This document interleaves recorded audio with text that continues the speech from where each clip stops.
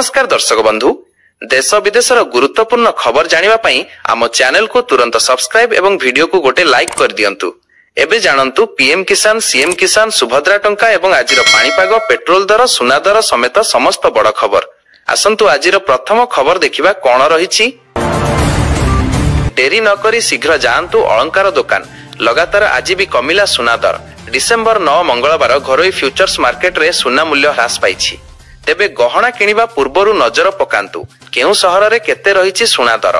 आज भारतीय बाजार रे 24 क्यारेट सुना दर 1,30,090 टंका रहिछि। सेही परि 22 क्यारेट सुना दर 1,19,250 टंका छुइछि। अन्यपटे ओडिशार राजधानी भुवनेश्वर रे 24 क्यारेट सुना मूल्य 10 ग्राम पिछा 1,30,090 टंका रहिथिबा बेले 22 क्यारेट सुनार मूल्य 1,19,250 टंका को पहुंचिछि। बढ़िबो विधायक मंत्रीଙ୍କ दरमा।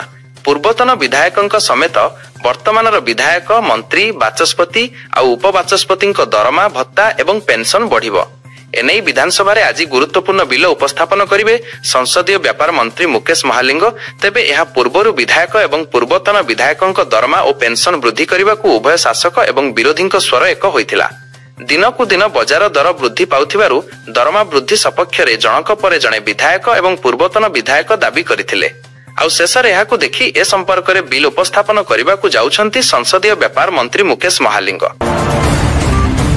सरिला विधानसभार शीत अधिवेशन। विधानसभार गृह कार्य अनिर्दिष्ट काल पर्यंत मुलतवी कले बाचस्पति शीत अधिवेशन रे मोट 11 दिन चलिला गृह कार्य। तेबे एथर विधानसभार शीत अधिवेशन बेस चर्चित थिला, कारण राष्ट्रपति द्रौपदी मुर्मू विधानसभा को संबोधित करथिले।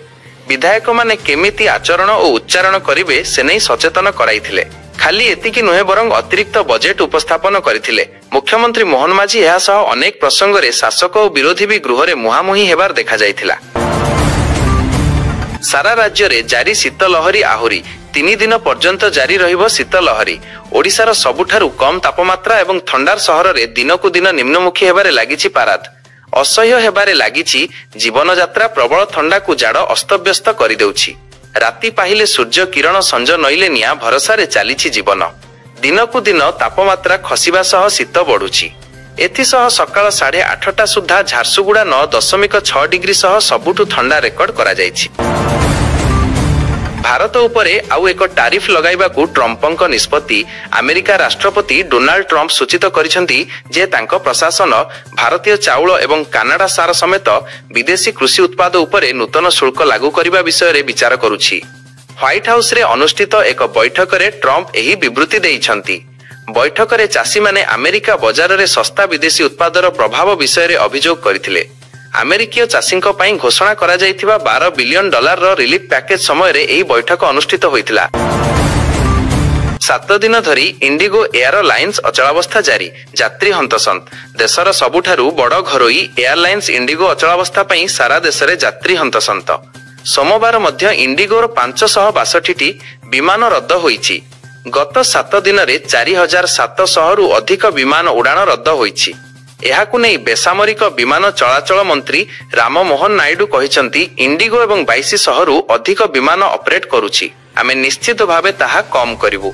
1 रु 8 डिसेंबर संध्या 5टा मध्य रे बातिल होइथिबा 7.5 लाख टिकेट पई 745 कोटी टंका रिफंड करा जाइछि। नायडू कहिसंती भारत रे जेउ भली विमान यात्रार चाहिदा रहुछि, एथि पई 5टी बड़ एयरलाइंसर आवश्यकता रहिछि। फलरे इंडिगो जोगाउथिबा विमान सेवार किछि स्लॉट अन्य एयरलाइंस को देबाकू निष्पत्ति होइछि। मात्राधिक मोबाइल व्यवहार शिशु और किशोरଙ୍କ ମଧ୍ୟରେ बढ़ाउछि हृदरोग। पिलामानଙ୍କ ठारू सेमानଙ୍କ शैशव छड़ाई नेउछि आजिर डिजिटल जुग। तो जेपरि सेमानଙ୍କ जीवन बंधा पड़िछि स्मार्टफोन, ऑनलाइन क्लास, गेमिंग और स्ट्रीमिंग रे। होमवर्क करी टिके थकी पड़िले सेमाने खोजुछंती मोबाइल। पुणी राति रे सोइबा आगरु मोबाइल न केंचिले पिलांकु निद भी आसु नाही। समवयस्कଙ୍କ सह खेलकूद, जेजे जेजीଙ୍କ पाखरु कहानी सुनिबा बदल रे पिलाए एबे मोबाइल रे मनोनिवेश करिसंती। किंतु शिशुଙ୍କ भितरे वृद्धि पाउथिबा एही अभ्यास हृदरोगर कारण पालटुछि बोली एक अध्ययनरु जणा पड़िछि। जापान रे शक्तिशाली भूमिकंप। जारी हैला सुनामी अलर्ट।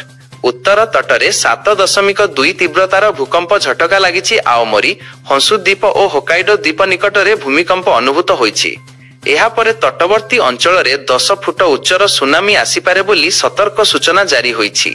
आओमोरी सहरर होटेल रे किछि लोक आहत होइथिबा सूचना मिलिछि। सरकार विपर्यय मुकाबिला पई प्रस्तुत रहिछि बोली कहिसंती जापान प्रधानमंत्री सानाए ताकाइछि। स्थानीय अंचल रे थिबा आणविक केन्द्र गुड़िकरे निरापत्ता जांच चलिछि।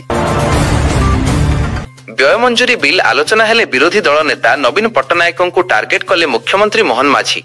गृह को नवीन न आसीबा नहीं प्रश्न उठाइले मुख्यमंत्री। कहिले 2 मिनिट बसिबाकू धैर्य नाही। नुआपड़ारे 6 घंटा प्रचार पाई गले। गृह 9 दिन हेला चलिलाणी हेले विरोधी दल नेता केते दिन आसीछंती, केते समय बिताइछंती, केतेटी डिबेट रे सरकार को घेरिछंती। खाली सोशल मीडिया रे पोस्ट करिदेले विकास हेबो नाही। गृह रे कथा उठाइबाकू अधिकार दिया जाइछि। जदि देह खराब अछि तेबे अलगा कथा, जदि समय नाही तेबे प्रचार पाई गले केमिति, गृह को आसीबा पाई समय केमिति नाही। फसिले अंबानी परिवार। 228 कोटी टंकार बैंक ठकेई मामला रे सीबीआई रो तनाघना। सीबीआई मामला रे फसिले मुकेश अंबानी भाई अनिल अंबानी पुओ। टंका हेरफेर मामला नहीं तनाघना करुछि सीबीआई। 228 कोटी टंकार बैंक ठकेई मामला रे अनिल अंबानी पुओ जय अनमोलଙ୍କ विरोधरे मामला रुजु कला सीबीआई। केंद्रीय बैंक ऑफ इंडिया रे ठकेई मामला रे शिल्पपति अनिल अंबानी पुओ जय अनमोल अनिल अंबानी एवं Reliance home finance limited RHFL विरोधरे सीबीआई मामला रुजु करिछि।